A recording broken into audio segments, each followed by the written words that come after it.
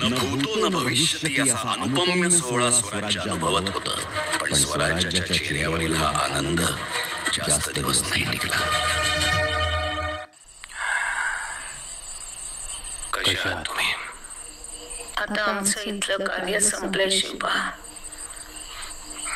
तुमचा राज्याभिषेक पाहिला.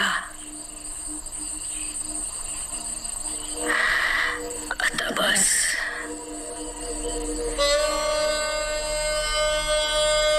हंबीरराव, माझ्या शिवबाशी एकनिष्ठ राहा आणि तुम्ही सर्वांनी मिळून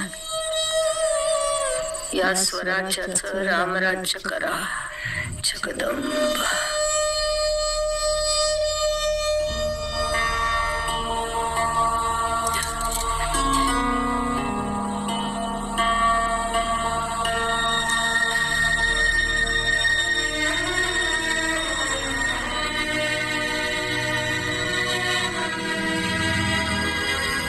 माझ्या शिवबाशी एकनिष्ठ राहा असं सांगून ही माऊली अनंतात विलीन झाली. आणि दुसऱ्याच दिवशी स्वराज्याचं रामराज्य करण्यासाठी सरसेनापतींनी पेडगावर उठायची एक अनोखी मोहीम महाराजांच्या समोर मांडली. महाराज, स्वराज्याचं रामराज्य करायचं असेल तर मी म्हणतो त्या पद्धतीनंच लक्ष्मी प्रसन्न करावी लागेल. अशी पेडगाव लुटून लूट कसली मोरोपंत? आपलीच गावं देवळं लुटून त्या बहादूर खानानं त्याचा बहादूरगड भरलाय. आंबीरराव, पेडगावात घुसून बहादूर खानाला मारणं सोपी गोष्ट नाहीये. का? औरंगजेबाचा दूधभाऊ आहे तो. आणि म्हणून तर दिल्लीवरून खास राज्याभिषेक रोखण्यासाठी त्याला पाठवला. मग रोखला का? त्याच्या नाकावर टिचून आपण समध्यांनी केलाच की राज्याभिषेक.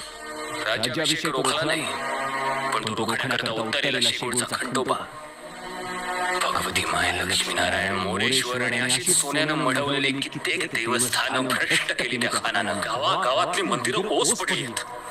पिढ्यान पिढ्या पुसलेले देवदेवता तोडून मोडून बहादूरगडला नेऊन टाकलेत त्यांनी. हंबीरराव, राज्याभिषेकानंतर लगेचच बहादूर खानासारखं जनावर अंगावर घेणं योग्य नाही. पण काय हरकत आहे? दत्तूजी त्याच्या पापाचा गडा मारला की आता रिकाम करून टाकू.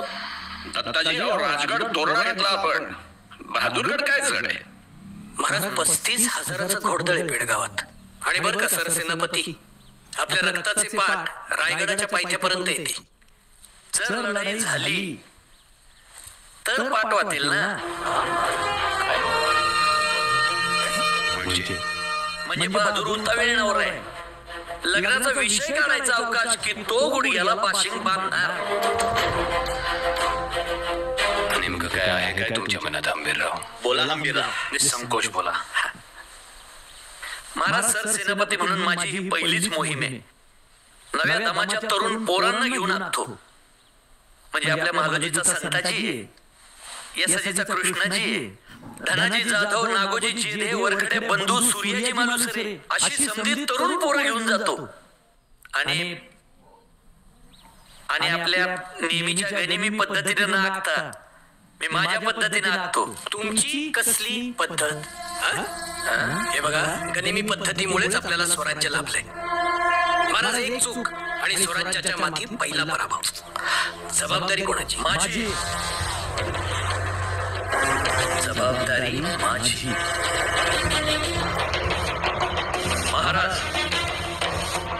जर पराभव झाला तर तलवार तुमच्या पायाशी ठेवून कराडात जाऊन शेती करेन मी. महाराज, मला असं वाटतंय की नुकताच राज्याभिषेक झालाय, त्यामुळे ही असली मोहीम उगाच राबवायला नको. का? पंचांगात मुहूर्त नाहीये का? समजा असेल मुहूर्त तर उद्याच निघणार. आज निघणार.